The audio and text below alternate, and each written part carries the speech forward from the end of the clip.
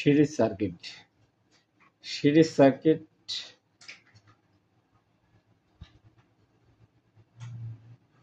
এগুলো সব এক একটা রেজিস্টার।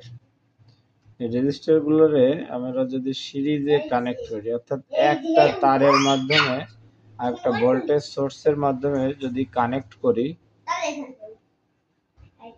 যেটার একটার প্রান্তর সাথে অপর প্রান্তের সাথে আরেকটার আরেক প্রান্তের সাথে অপর প্রান্ত, এভাবে একটা তারের মাধ্যমে বিদ্যুৎ পরিবাহীর একটা মাত্র পথ সৃষ্টি হয়, তাহলে তাকে সিরিজ সার্কিট বলে।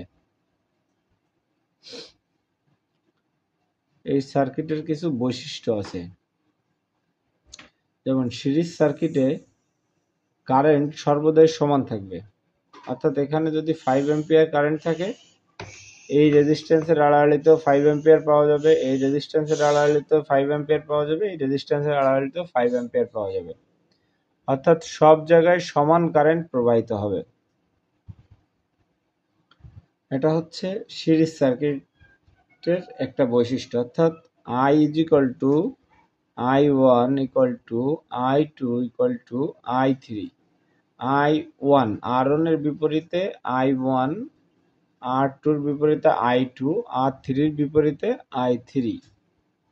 ভোল্টেজ V = এখানে ভোল্টেজ গুলো প্রত্যেকটার ভোল্টেজ ড্রপের যোগফল টোটাল ভোল্টেজের সমান হবে।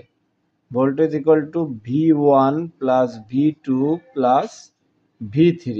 অর্থাৎ এই রেজিস্ট্যান্সের আড়াআড়িতে যতটা ভোল্টেজ ড্রপ হবে, এই রেজিস্ট্যান্সের আড়াআড়িতে যতটা ভোল্টেজ ড্রপ হবে এবং এই রেজিস্ট্যান্সের আড়াআড়িতে যতটা ভোল্টেজ ড্রপ হবে, তিনটা ভোল্টেজ ড্রপের যোগফল হচ্ছে টোটাল ভোল্টেজ ড্রপ বা ভোল্টেজের যোগফলের সমান।